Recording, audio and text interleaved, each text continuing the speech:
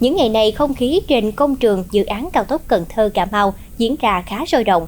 Các nhà thầu, đơn vị thi công đang tổng lực triển khai các hạng mục nhằm hoàn thành tuyến chính cao tốc này trước ngày 19 tháng 12 năm 2025, theo chỉ đạo của Thủ tướng Chính phủ.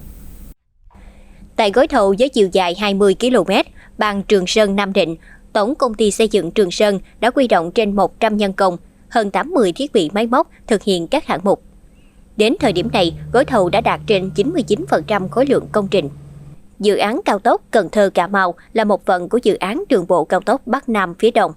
Quy mô 4 làn xe, tổng mức đầu tư 27.523 tỷ đồng.